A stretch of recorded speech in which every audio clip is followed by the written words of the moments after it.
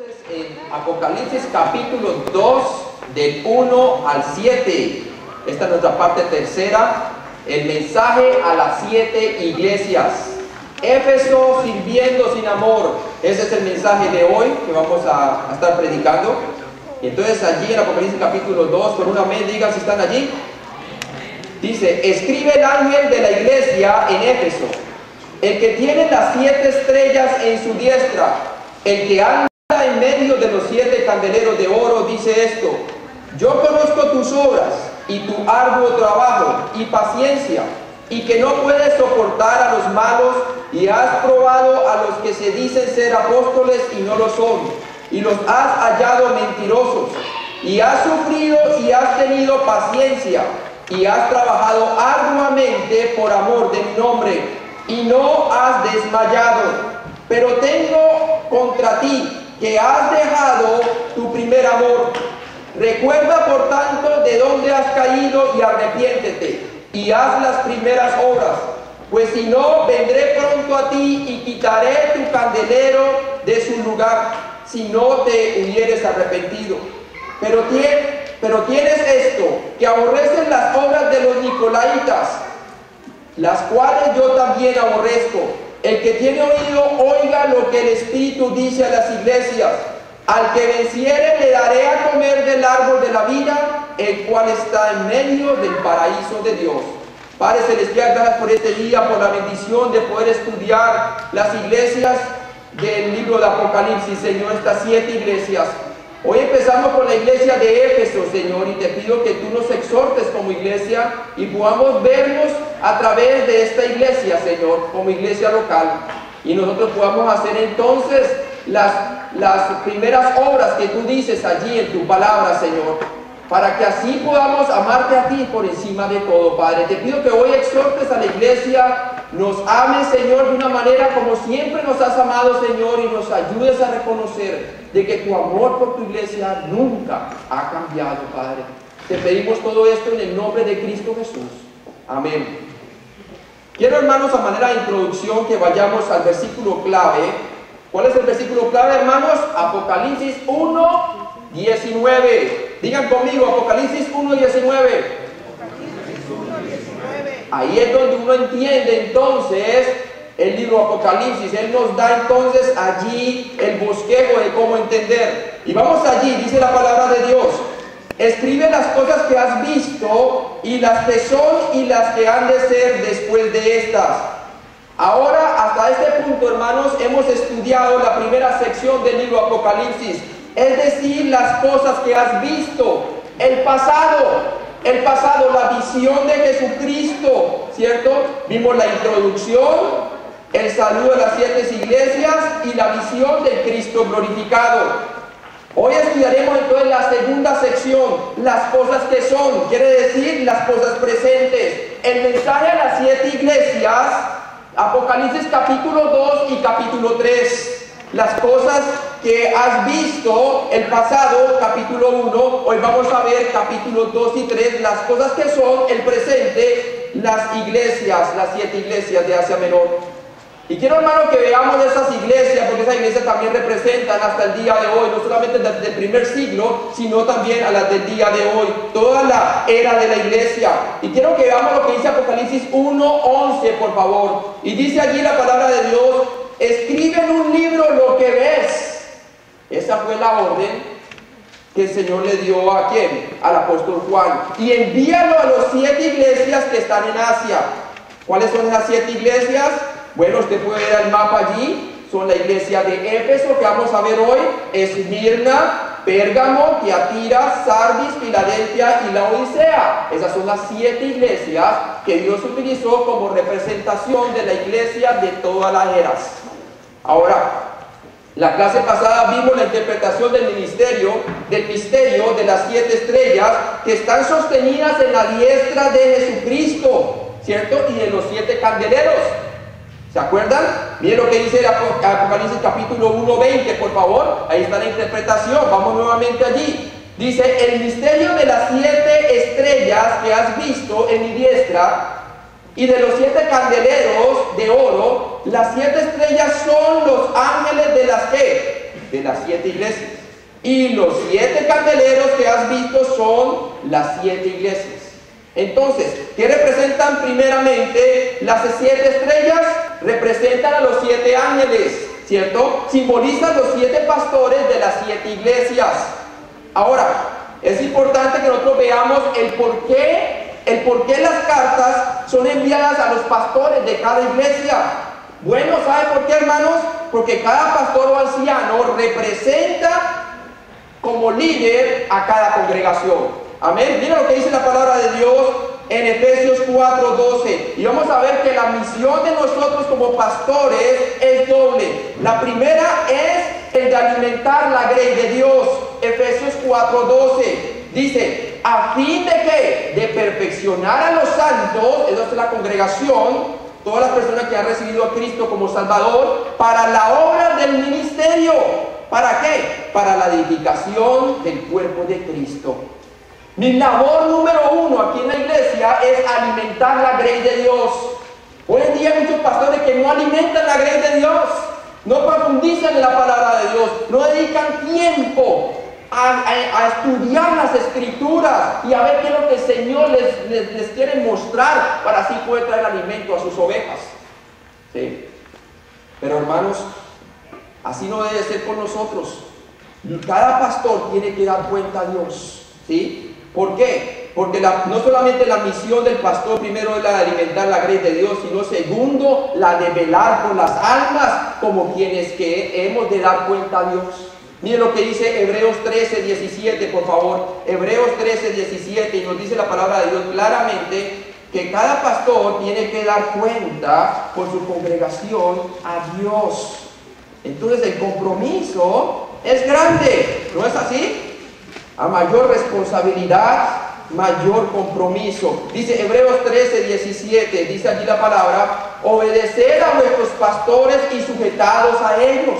¿Por qué? Porque ellos velan por vuestras almas, por el bienestar de sus almas, para quienes han de dar cuenta, como quienes han de dar cuenta, para que no lo hagan con alegría y no quejándose, porque esto no es provechoso. ¿Sí? ¿Qué pasa, hermanos? Cada pastor tiene que dar cuenta a Dios por las almas de su congregación. ¿Sí? Debemos de velar por ellas, debemos de motivarlas, debemos de exhortarlas y debemos de predicar el mensaje sin ningún compromiso. Nada, ningún tema debe ser controversial desde el púlpito. ¿Cuántos dicen amén? Todo tema puede ser tratado porque la palabra de Dios es clara. Amén. Pero hoy en día hay muchos púlpitos de los cuales los pastores ya les da miedo hablar de ciertos temas porque piensan que son controversiales y no les va a gustar a la gente. Pero gloria a Dios, esta no es la iglesia de la gente, esta es la iglesia del Dios y del Cristo vivo. ¿Cuántos dicen amén? Así es, hermanos. El mismo pastor Pablo dijo que si él dejaba de predicar a Cristo, él ya entonces no era siervo de Dios, ¿cierto? Que mejor es obedecer a Dios que a los hombres. Ahora, veamos como número 2, ¿qué representan los 7 candeleros? Bueno, representan las 7 iglesias representativas de Asia Menor, incluyendo las iglesias actuales hasta que el Señor venga antes del rapto. Cada candelero, hermanos, representa entonces cada iglesia de donde la luz de vida debe resplandecer. ¿Cuál luz de vida? La vida de Cristo. ¿Cuántos dicen? La vida de Cristo resplandece en mí. ¿Cuántos dicen eso? Amén. Díganlo conmigo, la vida de Cristo y su luz resplandece en mí. Y eso es lo que el Señor quiere, que nosotros seamos lumbreras. Nosotros somos la luz del mundo, lo dice también en Mateo capítulo 5. Ahora, ¿quién es el destinatario final de cada carta? Como punto número 3. ¿Quién es el destinatario final de cada carta? Cada una de las 7 iglesias. Cada carta al final dice lo siguiente. Miren lo que dice en el versículo 7 del capítulo 2. Dice: el que tiene oídos, ¿qué dice allí? Oiga lo que el Espíritu dice a ¿qué? A las iglesias. Y no solamente lo dice en el capítulo 2:7, también lo dice en el versículo 11, en el versículo 17 y en el versículo 29 del capítulo 2. Y también lo dice en el capítulo 3, en el versículo 6, en el 13 y en el 22. ¿Por qué? Porque no todas las personas tienen oído para escuchar lo que el Espíritu dice a la iglesia. Únicamente aquellos que han recibido a Cristo como Salvador. ¿Cuántos dicen amén? Eso es lo que tienen oído espiritual, ¿cierto? Porque la palabra de Dios dice que cosas que oído no escuchó, ni que ha subido el corazón de hombre, son las que Dios ha revelado a los que le aman. Amén. ¿Cuánto aman al Señor aquí? Ok, entonces, eso es lo que nos dice la palabra. Ahora, observen bien, dice, el que tiene oído, oiga lo que el Espíritu dice a las iglesias. Iglesias está en plural, no en singular. Abarca todas las iglesias locales del primer siglo hasta las del día del presente. Es decir, toda la era de la iglesia hasta el día del rapto, incluyendo la iglesia nuestra. Miren lo que dice Apocalipsis 22, del 6 al 7, porque es que hay algunos que dicen que solamente esas iglesias, que ya todo eso es pasado y que todo lo que pasó allí solamente concierne al primer siglo, la iglesia del primer siglo, pero no es cierto, hermanos. Concierne a las iglesias del primer siglo, concierne a las iglesias del segundo, tercero, cuarto siglo, quinto siglo, sexto siglo, hasta el día de hoy y hasta que el Señor venga. Amén. ¿Cómo sabemos eso? Apocalipsis 22, del 6 al 7. Dice, y me dijo, estas palabras son fieles y verdaderas, y el Señor, el Dios de los espíritus de los profetas, ha enviado su ángel para mostrar a sus siervos las cosas que deben suceder pronto. He aquí vengo pronto. Bienaventurado el que guarda las palabras de la profecía de este libro, incluyendo las iglesias de hoy. Miren lo que dice Apocalipsis 22, del 16 al 17. Apocalipsis 22, 16 al 17. Dice, yo Jesús he enviado mi ángel para daros testimonio de estas cosas en las que iglesias. Yo soy la raíz y el linaje de David, la estrella resplandeciente de la mañana. Dice, y el Espíritu, hablando del Espíritu Santo, y la esposa hablando de su iglesia, dicen que ven. Y el que oye diga ven. Bueno, hasta las iglesias del primer siglo, Jesús no ha venido todavía, ¿cierto? Entonces nos está hablando a nosotros. ¿Cuántos dicen amén? O sea que el libro Apocalipsis, las iglesias, todo lo que pasó en ellas aplica para el día de hoy. Dice, y el que tiene sed, venga, y el que quiera tome del agua de la vida gratuitamente. ¿Cómo? ¿A través de quién? De Cristo. La salvación es por gracia. Amén. Para que nadie se gloríe, no por obra, para que nadie se gloríe. Lo dice Efesios 2, 8 al 10. Hermanos, ¿ha usted bebido gratuitamente del sacrificio de Cristo para que usted pueda recibir vida espiritual, el perdón de pecados por medio de su muerte y resurrección? Él murió por sus pecados y con su sangre nos ha limpiado de todos los pecados. Todo lo que tiene que hacer usted es poner toda su confianza y su fe en Cristo para ser salvo. Amén. Ahora, es importante que veamos que cada una de las 7 cartas comienza con yo sé tus obras. Cada una contiene una promesa de Cristo al que venciere, y cada una termina con el que tiene oídos que oiga. Amén. Ahora, empecemos entonces con la segunda sección del libro Apocalipsis. Las cosas que son la era de la iglesia, el tiempo presente, empezando desde las iglesias del primer siglo que se dirigía Juan a las 7 iglesias, hasta la iglesia de hoy, ¿cierto? Estas iglesias en Asia Menor, hermanos, estaban distribuidas más o menos en una forma circular. Y el Señor se dirige a ellas en la dirección de la manecilla del reloj. Usted puede ver en la gráfica, empezando con la iglesia de Éfeso, y así sucesivamente yendo a todas las iglesias a manera de círculo, ¿cierto? Es interesante ver eso. ¿Por qué, hermana? Porque, hermano, en cada carta se presenta al Señor de esta manera. Primero, se hace una descripción de Cristo en medio de la iglesia. Segundo, se hace un elogio a cada iglesia. Tercero, se presenta una exhortación a cada iglesia. Cuarto, una solución para su problema. Quinto, una voz de advertencia para los que no obedecen. Y sexto, una promesa para los que vencen. Amén. ¿Cuántos vencedores hay aquí? Amén. Bueno, pues bien, veamos primero el trasfondo histórico y religioso de la carta a la iglesia de Éfeso, nuestra primera iglesia de hoy, del versículo 1 al 7 como leímos, ¿cierto? Tenemos que saber, hermano, un poquito del contexto histórico para que podamos tener entonces una mejor comprensión de lo que estaba pasando en esta iglesia y podamos aplicarla en la iglesia de hoy. Hermano, la palabra Éfeso significa amada, amada. La ciudad de Éfeso se encontraba sobre el río Caister, a 3 millas del mar Egeo. Era considerada una zona portuaria bien grande, hermano, era la más grande en Asia en ese tiempo.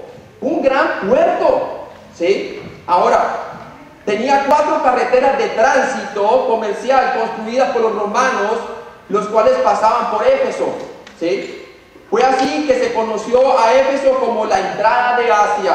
Era como el portal de Asia. Tenía una enorme biblioteca y un gran teatro que sentaba hasta 24,000 personas, como usted lo puede ver en la gráfica. 24,000 personas, todavía tenemos ahí, esa es una gráfica de la evidencia arqueológica de lo que era la ciudad de Éfeso. Amén. Imagínense, tenía ese teatro grandísimo para 24,000 personas. Ahora, era el centro de adoración, ya en el aspecto religioso, de la diosa Artemisa, que es el nombre griego, lo que también se conoce para los romanos la diosa Diana, es la misma diosa, pero con diferente nombre, ¿cierto? Cuyo templo era una de las 7 maravillas de la antigüedad, ¿sí? En ese tiempo adoraban entonces a la diosa de los cielos, ¿sí?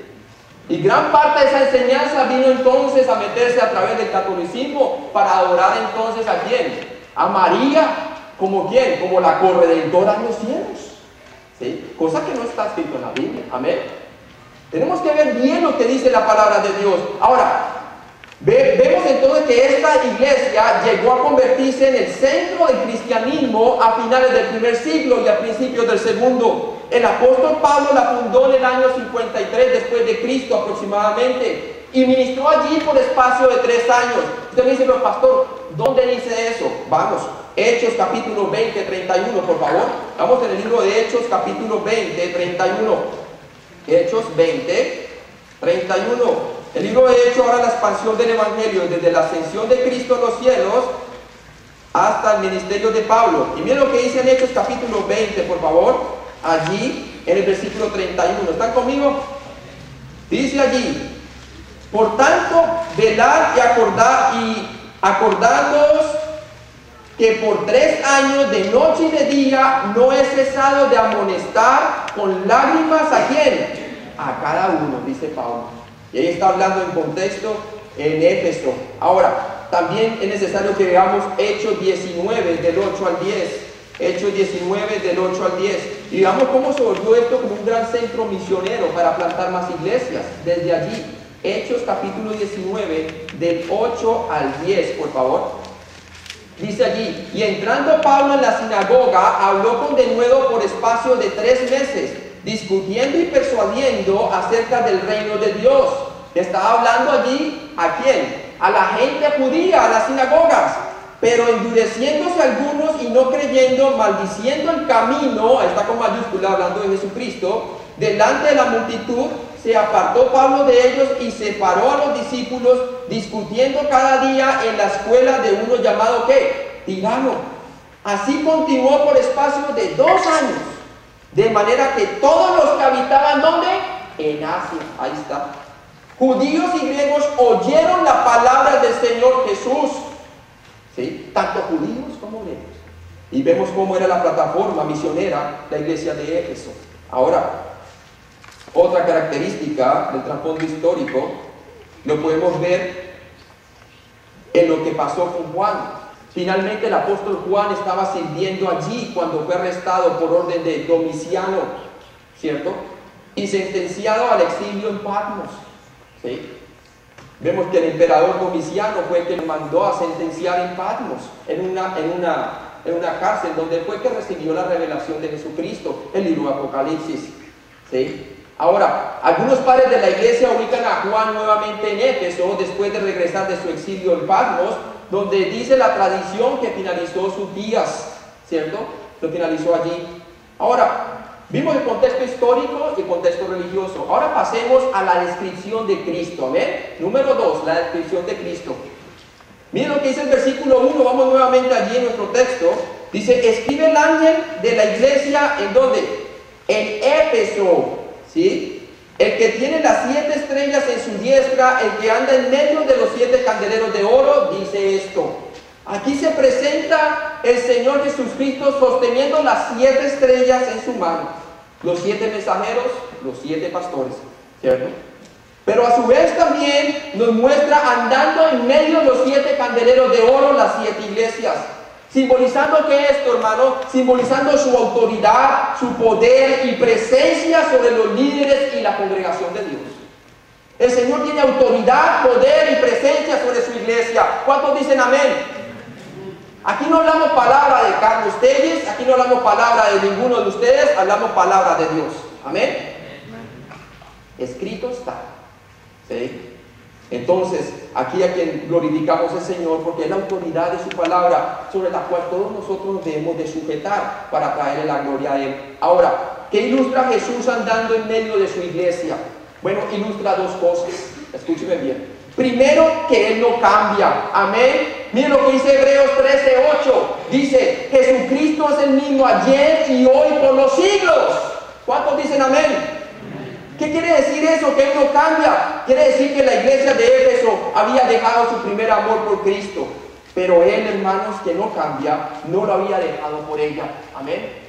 Cristo sigue amando a su iglesia. ¿Cuántos dicen amén? Y por eso nos escribe esta carta para exhortarnos. Porque Él ama a su iglesia y Él la que ama disciplina. Amén. Así lo dice la palabra de Dios.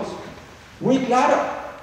¿Sí? Ahora, no solamente nos ilustra cuando Jesús anda en medio de su iglesia que Él no cambia, sino también que Él es consciente de nuestra condición espiritual.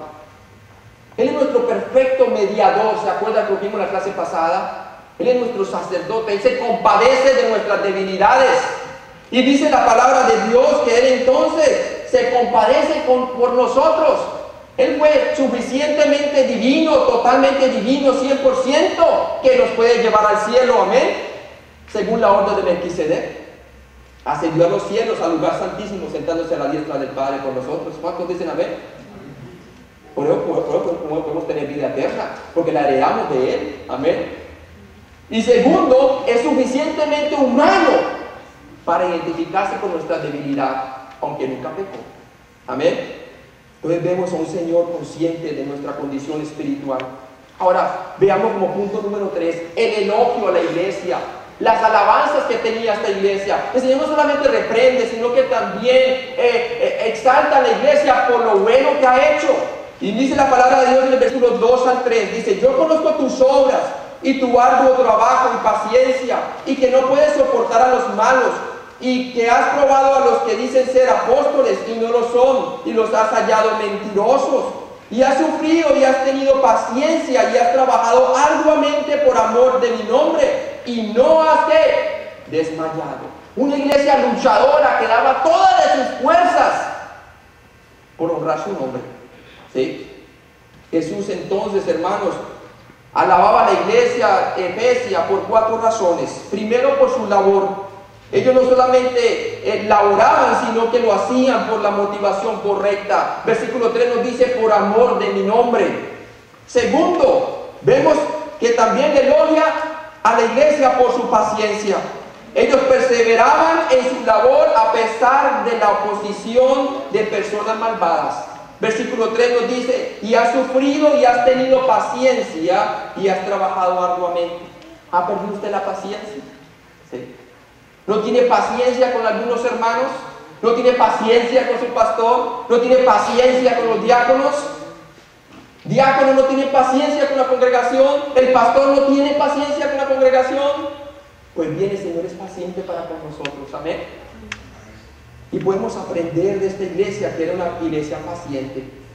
Tercero, por su discernimiento. La alababa por su discernimiento. Era una iglesia que tenía las doctrinas claras de la Biblia. Y no solamente claras, sino que las practicaba. Practicaba la doctrina, ¿cierto? Ellos aprobaban a aquellos que falsamente se hacían llamar apóstoles y rechazaban seguirles.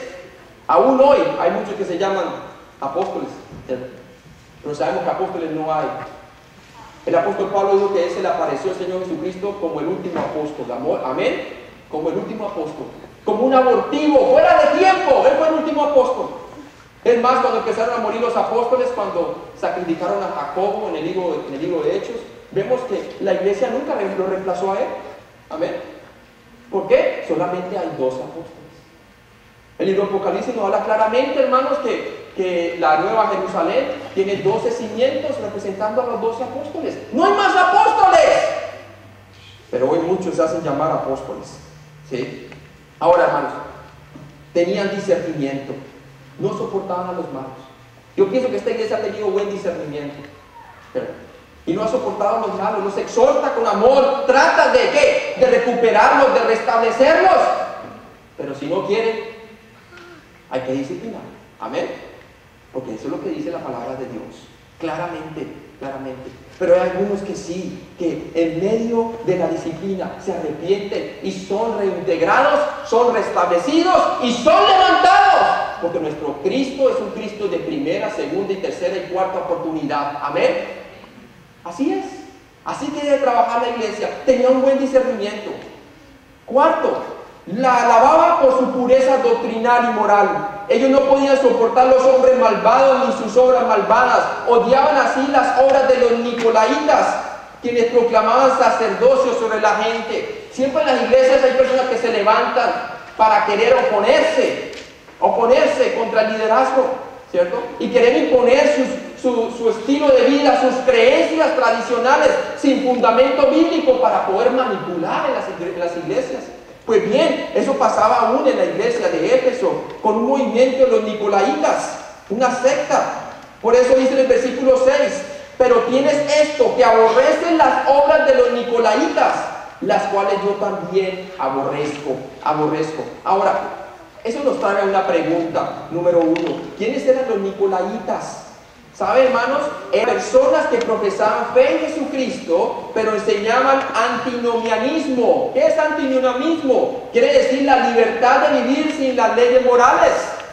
¿Sí? En otras palabras, practicaban la vida licenciosa en el nombre de la libertad cristiana, como Balaam, quien condujo al pueblo a conductas inmorales y perversas en el Antiguo Testamento. Hoy en día vemos pastores homosexuales, ¿sí? Mujeres pastores, ¿sí? Usurpando la posición que Dios ha dado a los hombres para ser los líderes de la iglesia. Las mujeres tienen su ministerio y necesitamos tener ancianas que enseñen a otras, las mujeres más jóvenes, ¿a qué? A cómo amar a sus maridos y a cómo levantar a sus hijos para la gloria de Dios. Amén. Pero la palabra de Dios nunca habla de pastores.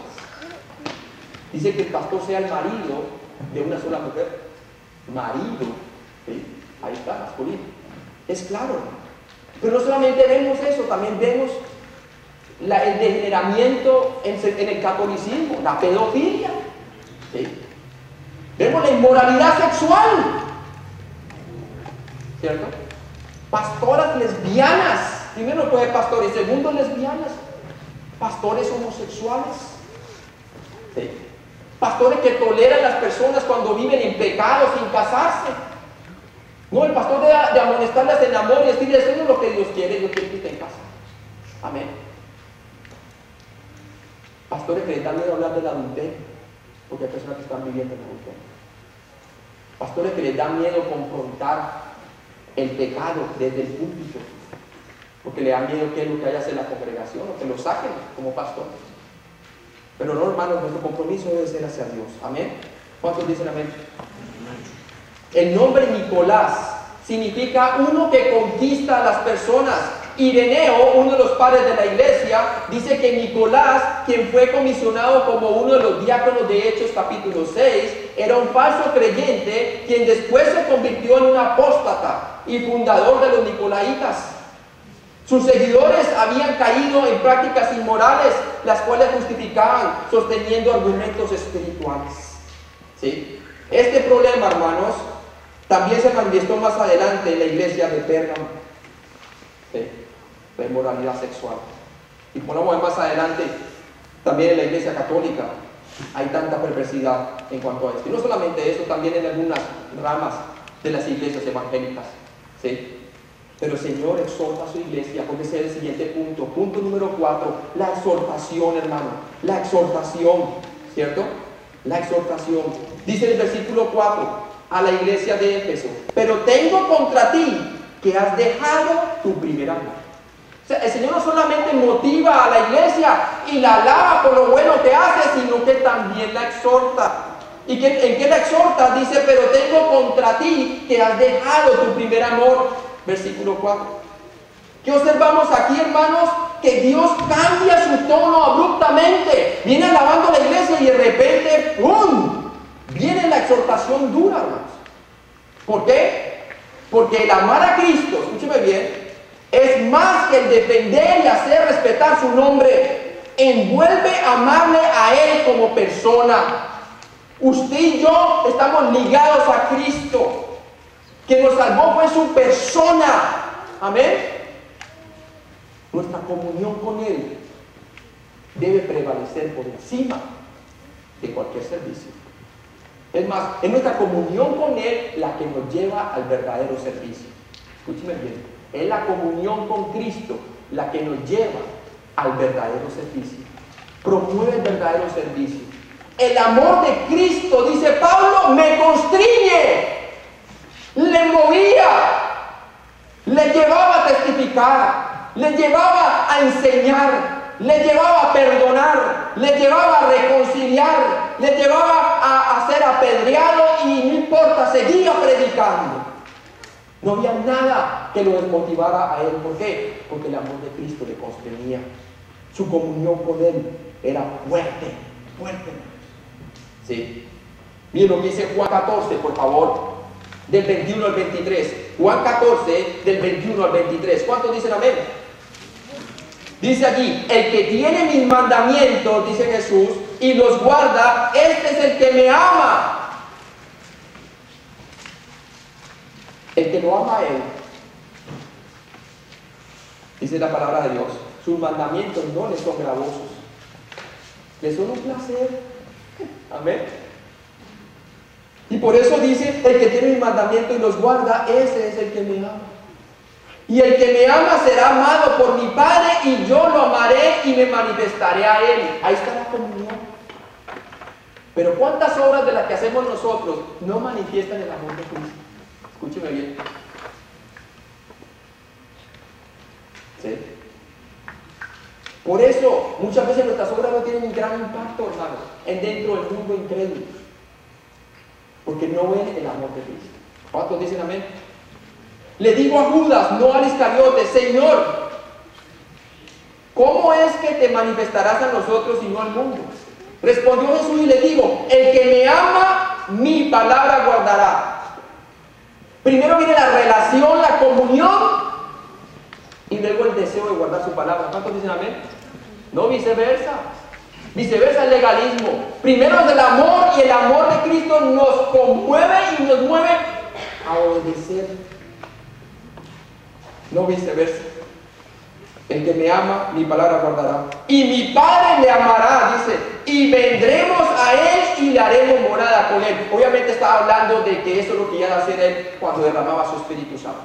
Ahora nosotros que tenemos el Espíritu Santo, sabemos que el Señor tiene morada con nosotros dentro de este templo, nuestro cuerpo. ¿Cuántos dicen amén? Nuestro cuerpo es el templo del Espíritu Santo. Él clama: ama, Padre, Papito Dios, haz intercesión por nosotros. Nos ama tremendamente. Mire lo que dice 1 Corintios 16, 22. Mire la advertencia aquí, hermanos. 1 Corintios 16, 22. Dice: el que no amare al Señor Jesucristo sea anatema. El Señor viene, en el arameo Maranata. Yo decía Maranata, el Señor viene. El que no amare al Señor Jesucristo sea anatema. ¿Qué significa anatema? Significa el estar consagrado para destrucción. El no amar a Cristo, el desligarnos de Él, es el estar ligados a nuestra destrucción. Dios no quiere cristianos nominales, hermanos, sino cristianos que le amen a Él en espíritu y en verdad. De los tales adoradores, el Señor busca que le amen. Amén. Así le dijo a los samaritanos. ¿Sí? En realidad, hermanos, los efesios estaban sirviendo sin amor. La pasión y el fervor de los efesios hacia Cristo había sido reemplazada por una ortodoxia fría y mecánica. Mucha doctrina, pero poca práctica. ¿Sí? Poca práctica. Porque la práctica la promueve el amor, no la doctrina. La doctrina simplemente nos lleva a un buen riel, para que no nos salgamos ni a la derecha ni a la izquierda. Pero la locomotora que mueve a nosotros el hacer la obra de Dios es el amor de Cristo. Amén. Ese era el problema. Y yo pienso que ese es el problema de nuestra iglesia, hermanos. Nótese que ellos no perdieron, escúcheme bien, sino que habían dejado su primer amor. Eso es buena noticia. La salvación no se pierde. ¿Cuántos dicen amén? Amén. Pero sí podemos abandonar el amor de Cristo. Lo bueno es que no nos abandona. Si nosotros fuéramos infieles, Él permanece aquí. ¿Cuántos dicen amén? Por eso el amor por su iglesia no ha cambiado. Y por eso anda en medio de su iglesia, en medio de los candeleros. En otras palabras, Jesucristo quiere que tengamos ese amor ágape. Ese amor espiritual, desinteresado por Él. Pero ¿sabe qué pasa? La iglesia de Éfeso, su amor estaba siendo erosionado severamente. Severamente. Ellos estaban tan preocupados de trabajar para Cristo, escúcheme bien, que se olvidaron de su comunión con Él. Tan preocupados para trabajar para Cristo, que se olvidaron de su comunión con Él. Como Marta, ¿se acuerdan? Ocupada y ocupada y ocupada. Y se olvidaron del amor por Pablo. ¿Sí? Había aceite para servir, pero ya no había aceite para ungir los pies del Señor. Amén. Ahora, miren, hermanos, los cristianos en Éfeso continuaban en la obra, entre comillas, debido al deber y no al amor. ¿Y sabe qué es eso? Eso es infidelidad espiritual. Ellos simplemente seguían en la obra, continuaban en la obra debido al deber, pero ya no al amor. Y por eso es que no se ven ganas en la iglesia. ¿Sí? Yo me acuerdo cuando conocí a él. Ay, yo no veía la hora de verlo. Amén.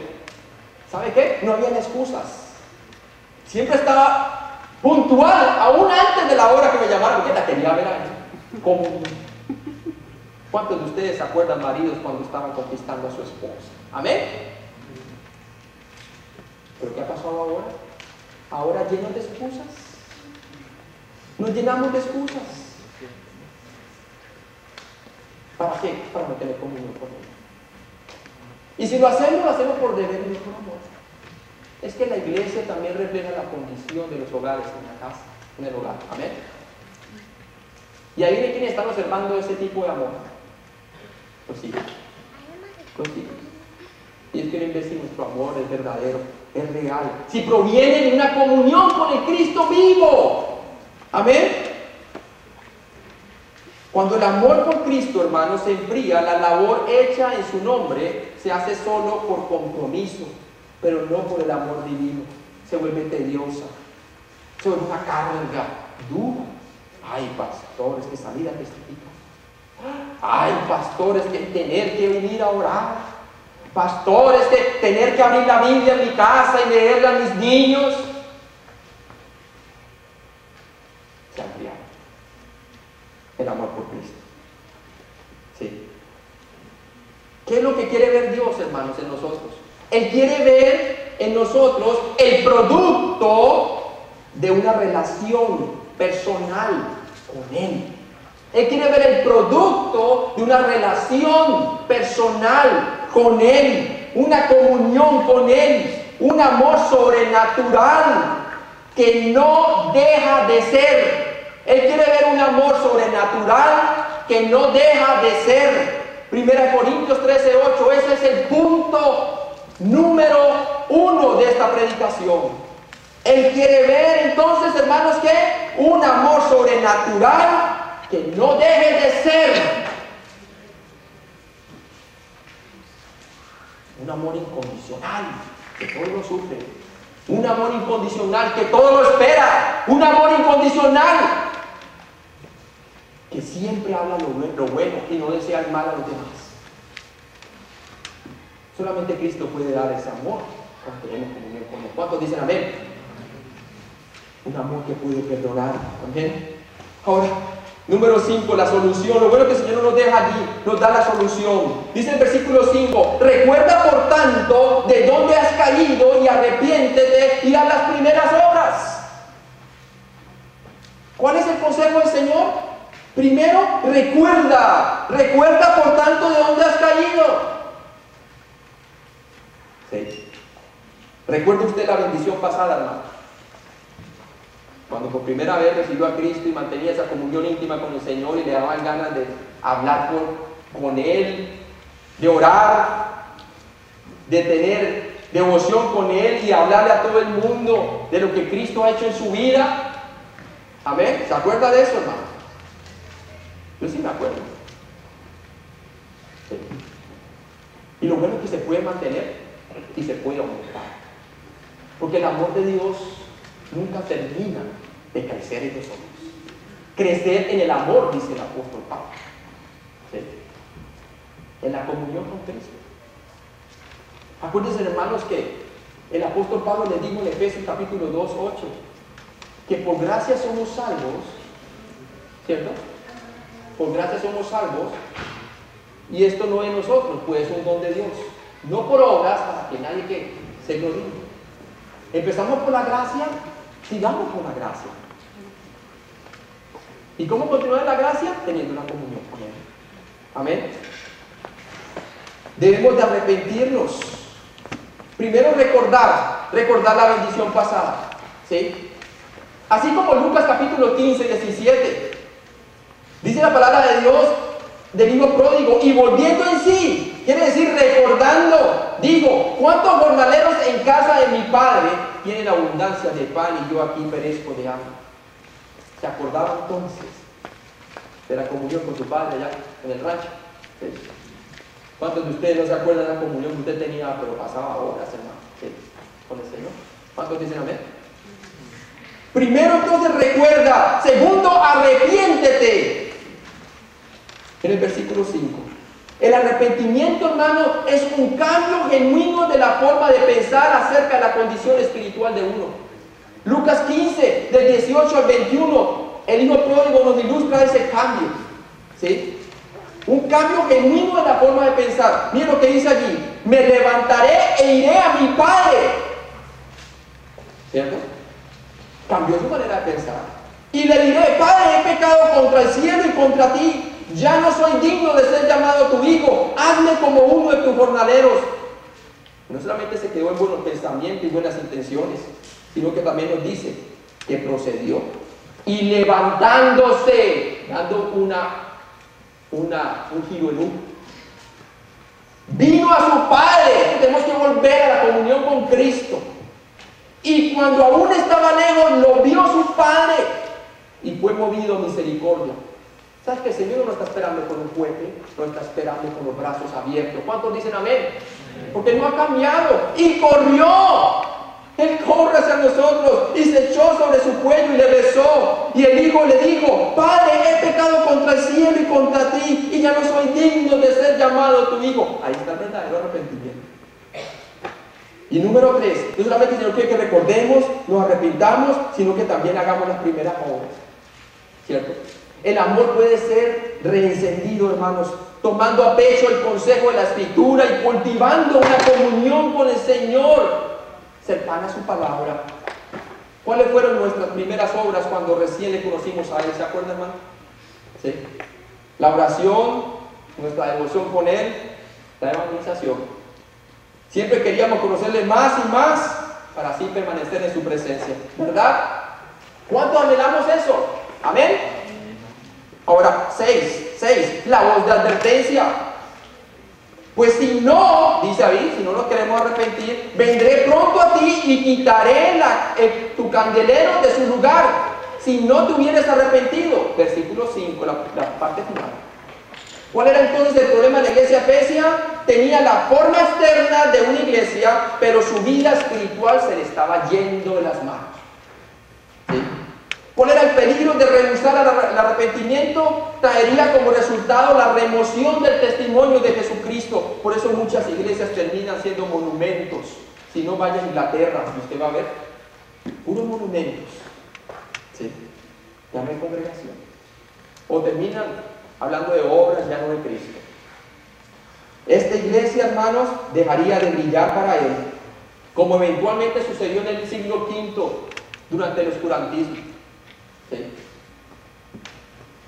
Totalmente oscura la iglesia. Y número 7, hermanos, número 7. Lo bueno es que el Señor nos da una promesa para vencer. La promesa para los vencedores. ¿Cuántos dicen aquí, yo soy vencedor en Cristo? A ver. Yo soy vencedor en Cristo. Amén. Dice aquí, el que tiene oído, oiga lo que el Espíritu dice a las iglesias. ¿Tiene usted oído? Amén. Los que tienen oído, digan amén. A su nombre. ¿Quiénes son los vencedores, hermanos? Son todos los que verdaderamente, por la fe, son creyentes en Cristo. Esos son los vencedores. ¿Sí? Primera de Juan 5, del 4 al 5 nos dice, porque todo lo que es nacido de Dios, ¿cuántos nacidos de Dios hay aquí? Amén. Vence al mundo. Y esta es la victoria que ha vencido al mundo, nuestra fe. ¿Quién es el que vence el mundo? Sino el que cree que Jesús es el Hijo de Dios. Si usted no ha creído que Jesús es el Hijo de Dios, no es vencedor, es perdedor. ¿Sí? Ahora, a los creyentes verdaderos se les asegura la vida eterna. Ellos comerán del árbol de la vida. El versículo 7 lo dice.